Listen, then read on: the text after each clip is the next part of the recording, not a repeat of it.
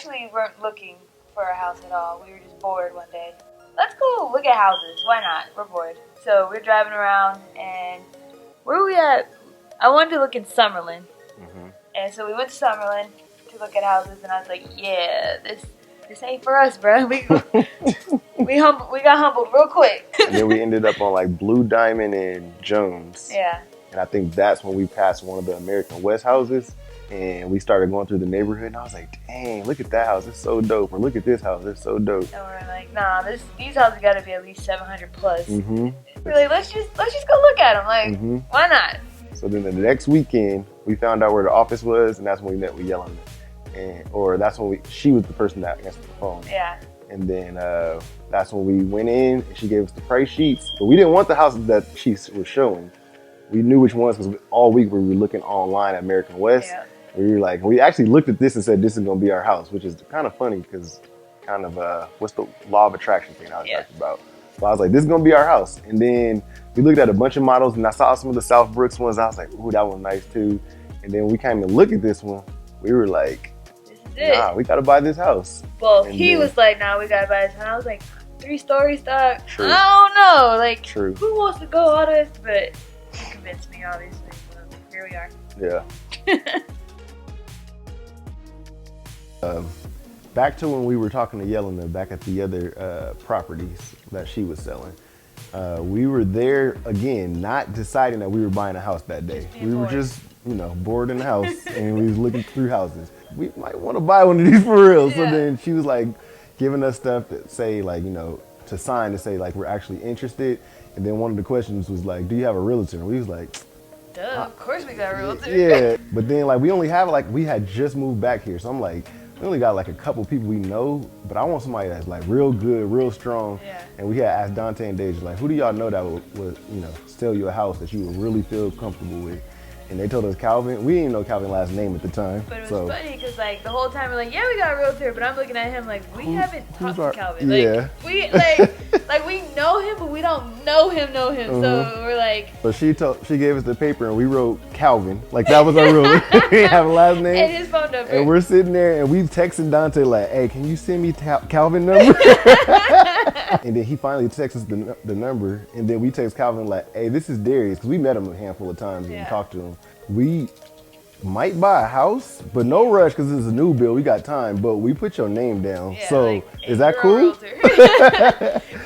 I mean, other than that, it's been like the best experience because I've almost bought a house multiple times and been like, man, I could have did this better myself. I didn't want the 3-story house. I want a 2-story house. The 2311. Yeah. Which is the model. Because it was smaller first, it's cheaper, and it wasn't 3 stories. So I'm like, we're gonna be on the first floor when we have kids. We don't have kids yet, so when we have kids, they're gonna be on the second floor. Like, how's that gonna work out? And he's like, it's fine. They'll figure it out. I'm like, bro, the dad answer. They'll figure it out. Like, so no, you wanted that house, and you're trying to say, if we have a 3-story house, the kitchen is going to be on the second floor. With the kids. And the kids are going to be on the second floor. In the middle of the night and they decide to go in the kitchen and do something crazy like grab a knife. And he's like, that was the worst thing. They're not going to grab a knife. Why would you just grab a knife? And then what would you do with it? You don't know. You think they're just going to...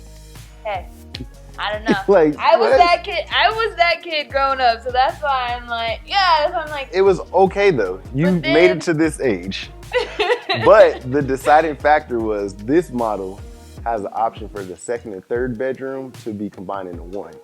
So while she's saying I conned her, which is not true, but the reason she's saying that is because I said, if we have a kid that you just think is a bad little kid that you don't want getting knives in the middle of the night, a little kid like then me. we could just move our master bedroom from the first floor to the second floor because we have a big size, room there.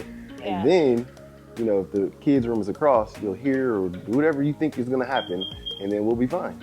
But that's not happening. Yeah, because we're probably gonna stay on the first floor. Con me. That was the compromise that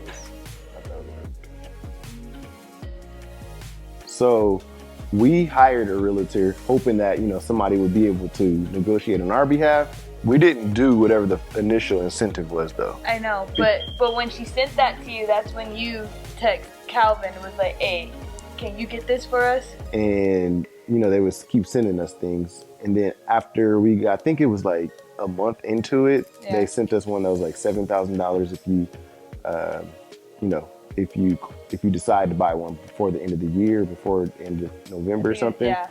And then I sent it to Calvin. And then I was like, can you get us this? And then he was like, I could do that for you. I think we ended up with like 19 or 20,000, like towards upgrades or towards whatever you wanted to. Yeah, towards upgrades whatever you or want. like your closing costs or whatever.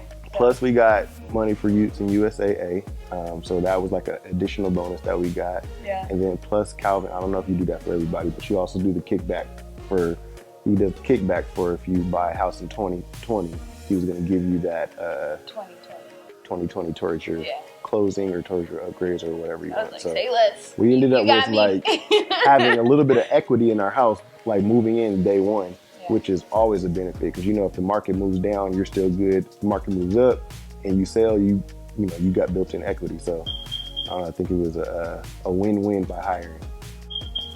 So throughout the whole process, I'm sure we were annoying as hell, but Calvin was he was chill. He was patient. We have paperwork like, hey, they telling us to sign this. Should we sign this? He's like, hold on, let me read through it real quick. Or it would just be like questions that, you know, you have because this is our first time buying a house. And we're like, well, what is this? What does this mean? And he dumb it down for us pretty much. And he's patient. He answered all our questions. We text him at midnight. And he hit us back. And when the realtors would, like, or not realtors, but when the American West would send us stuff, he'd even text us, be like, hey, did you get this paperwork? They're telling you need to sign it at this time or whatever. So he was on top of everything for us, and yeah, it was clutch. For sure. I remember when we first signed that the initial agreement when you get when you put the earnest money, like the very first time you're saying you're gonna buy a house, they give you like a 30-page PDF and stuff like that. And then he was like, I'll read through it. The next day he hit me, was like, check this. And then I'm like, you read through all that stuff? Yeah, and he has like things highlighted for us, like, hey, make sure you understand what this is, that, whatever. And we're just like, hey, he clutch. This is it. For sure. Yeah. For sure. If you have aspirations of like growing mentally, financially, and being able to give, you know, to your family, I think that's like a staple decision. That's like a mandatory thing, a place that you want to start. For me, it's more of security. It's more of knowing that, you know, you have your own stuff. Somebody can't come and take it away from you, evict you, get you out of there. It can if you ain't doing right. If you're not doing right, for sure. Yeah. But if you know you're going to do right and you still know it's out of your hands, somebody could say, hey, we kind of want our house back and give you this 30-day. Then, you know, that's, you know, you just have a little more control. I know it's definitely beneficial financially if you're thinking long-term. If you're thinking a 30-year mortgage, or if you're thinking you're going to have 15 years, over time, I mean, the market can always go up and down, but over time, the market will go up. It always trends up. So, I mean, we talk about this year, next year, who knows, we could be upside down. We're going to keep it for 10 years, 20 years, 30 years, pass it on to your family. You know, it's going to be worth more than what we spent for it in 2020. So that to me is just, you know, something that is, I can't even think of the word, but it's really important. And then for me, if I want to also have rental properties and grow real estate and more than just personal residence, then I think this is also where you want to start, because then you get experience of when things break, or when you get experience of how it works buying a house, how do you get a mortgage, things like that. So for me, it was more of experience than anything, but really just laying a foundation for the family. And I say, have a place to actually call home in your own, and be able to sit down and be like, all right, this is where we at. This is where we start our family or whatever. It's ours. For sure. Yeah. Yeah.